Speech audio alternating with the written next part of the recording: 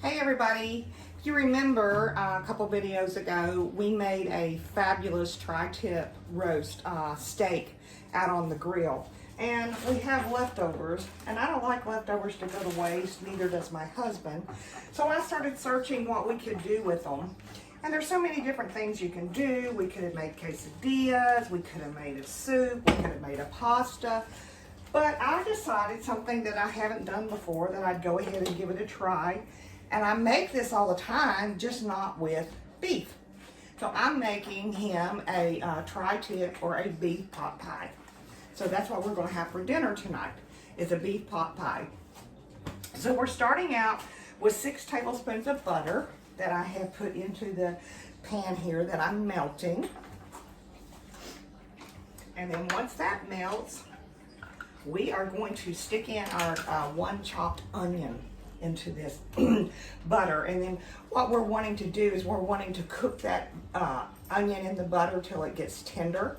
So, because you need that. This is very similar to the chicken pot pie that I do. So it's extremely similar to it. Okay. So we'll let this melt down. I've already started preheating my oven to 450 because this bakes really fast. It only bakes in like 20-25 minutes because basically everything else is cooked. Basically it is. So all we're going to do is put everything together and just kind of let it heat through, basically, is what we're doing. Okay, as my butter is melting away here, then we're going to go ahead and put in our onions.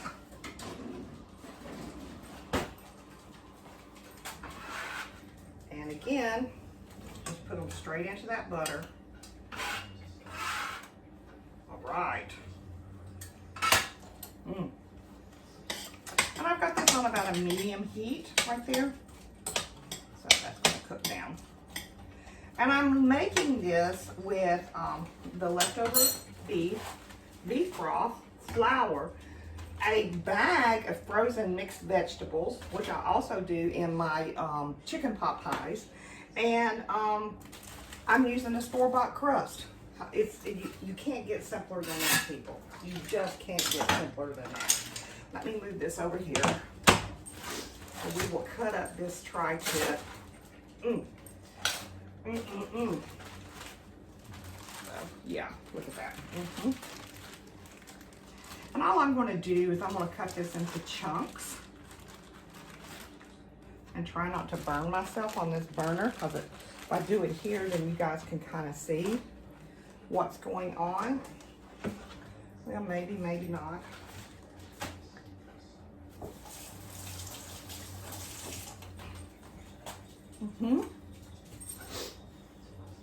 I'm going to use my glove, and the reason why I'm using my glove is because, whoops, wrong hand, because I am using my good knife, my good sharp Dow Strong knife.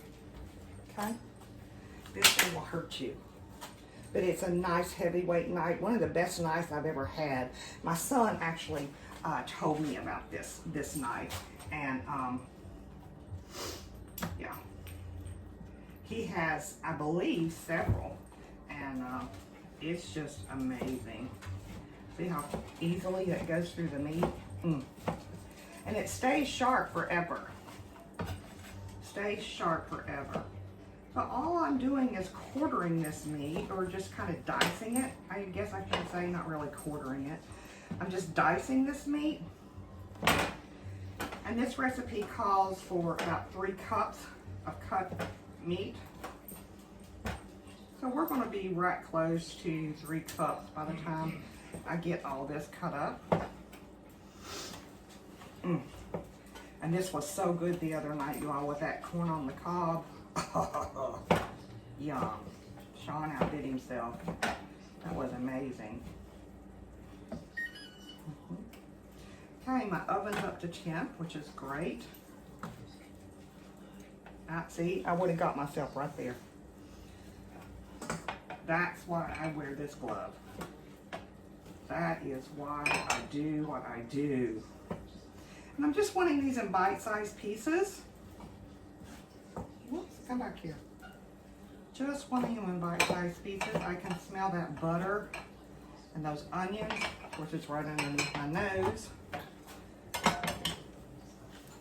Give that a stir.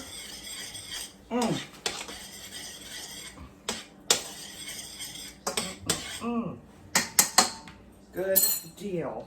Good deal. Okay, take this off. I'll throw that in the washer and give it a good wash. Now we're going to add into this onion and butter mixture that you can see right there.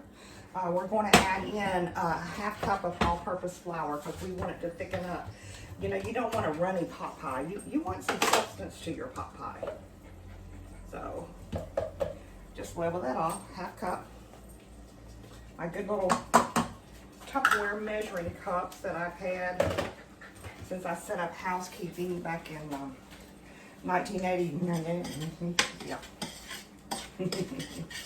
So we're going to give this a nice stir, and basically we're just making a roux is what we're doing.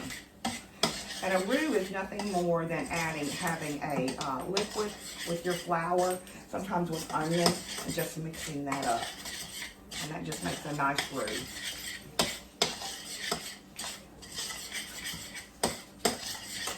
Now you want to cook this just a little bit. Let me put a little bit of salt in here as well. You want to cook this a little bit, otherwise you're going to have that raw flour taste, and you don't want that.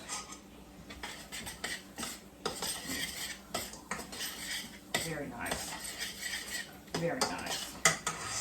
I don't want it to burn. So I'm stirring it constantly until it's thick and kind of bubbly, and that's exactly what it's doing down there. See? I got a nice roux. Okay, the next thing we're going to add in is we're going to add in 3 cups of beef broth. Always shake your containers because everything has settled. So you want to give it a good shake. That way it mixes all those good stuff together, And this is one of my favorite little kitchen tools right here. And that's 2 cups. So I'm slowly going to add in 2 cups to my roux. You can hear that sizzle hit. This is just spinning this roux out. So and that's beef broth. Obviously, if I was making a chicken pot pie, I would have used probably, well, I know I would have used a chicken broth. Okay, give that a good stir. Need about another cup. So we'll do another cup.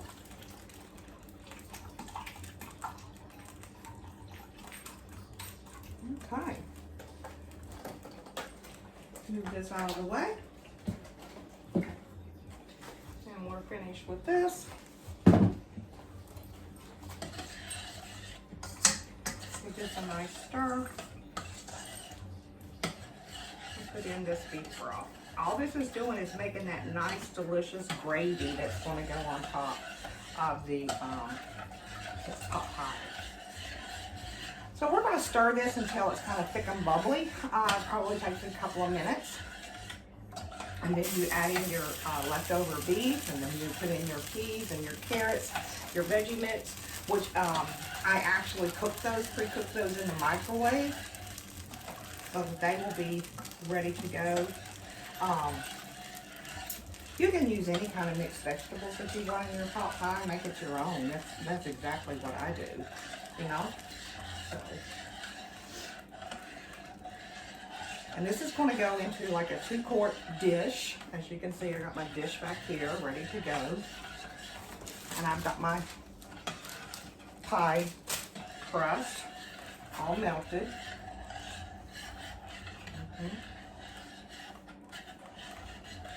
I never really thought about making pot pies. for many years. And then all of a sudden it's like, why not? So I've been making a chicken pot pie for years and years. Sean and his son enjoys it very much. I know that his sisters enjoy it. And my kids would enjoy it as well. You know, and my youngest son, who's been here on occasion, has been here for the chicken pot pie, and he liked it very much. And it feeds a bunch. There's always enough to feed everybody, and there's always stuff to take home, leftovers, and Sean's got lunch the next day.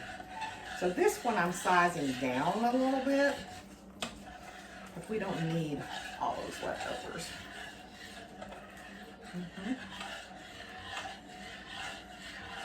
Okay.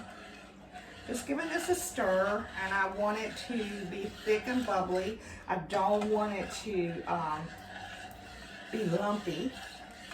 Same thing, just like you're doing a gravy. You just want to keep slowly, constantly stirring, keep it moving. I actually taught Sean how to make a gravy, and he's as good as I am, sometimes even better.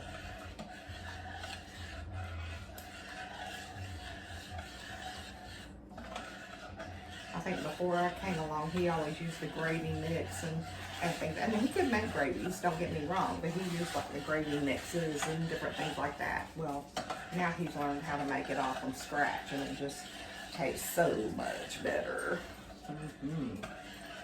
All right, so this is thickening up. Let me get out of the microwave our veggies.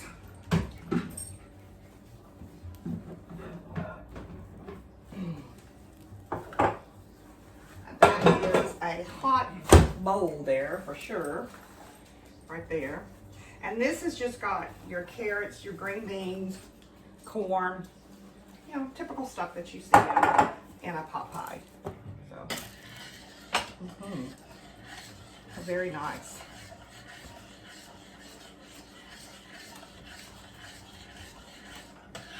Yeah. Okay. All right, so that's getting thick, and it's making like a little gravy. It's also going to thicken up when it's baking in the oven as well. So let me put in our meat. Yum. I don't know if you guys can, oh, you can't see down in that pot. But yeah, it's a beautiful like brown gravy. See that? Very nice. Very nice, very nice, very nice.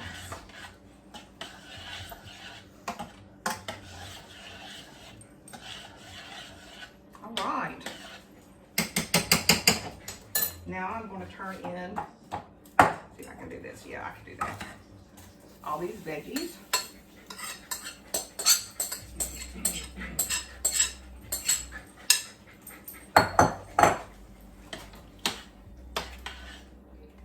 And that's basically it, y'all. That's all the cooking there is to this. So easy peasy. So I want you to look at your mixture. Oh, I don't know if you can see it.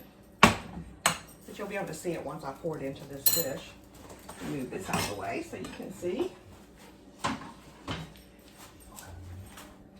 Turn my stove off. And we're just going to pour this in our dish. Looky there, looky there. Doesn't that look yummy? Smells pretty good too. Smells good to me. I didn't taste this to make sure it doesn't need any salt and pepper, so let me do that really quick. Salty enough, but it needs pepper. Let me get another spoon so I can stir it in there real quick.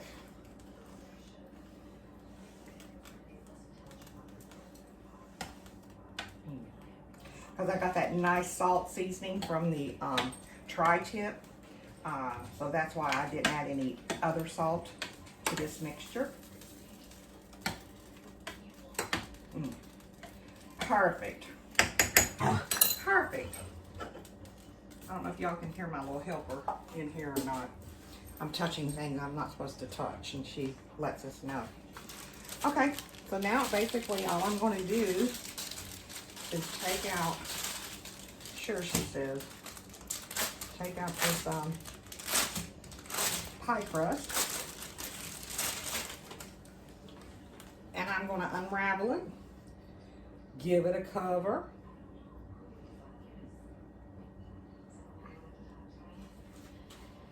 Now you can roll this thing out more if you like. You can make it square since your dish is square. You know, oh, she's hoping I drop this. Trust me, if I drop it, it's gone. Yeah, before I can do anything. Yeah. I'm stretching it out a little bit, laying it over. Now you can trim this or you can curl it up. I just basically go ahead and curl it up. Waste not, want not, right? I don't make really pretty crust. I go for quality instead of pretty. Okay. Now let's put in some vent holes. And I need a little bit of milk. Get that as well. And I'm just making vent hose so this doesn't splatter.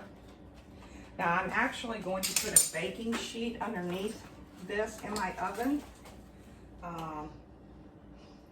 And all I'm doing with this milk is I'm just kind of putting it on the top of the crust here, and that's what helps makes it all golden. And of course I made a slimy mess, but you know what? That's what I do. I'll get it. I get it. I'll clean it up. All right.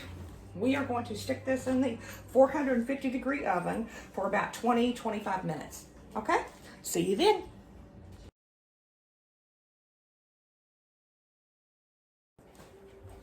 Okay, it's been about 23 minutes, and this looks fabulous, and it smells even better.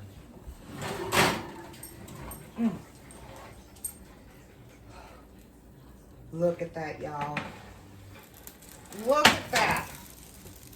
That is some good eating right there. We are going to enjoy that. I'll take pictures and post it along with this so you can see. Remember, 2 bites.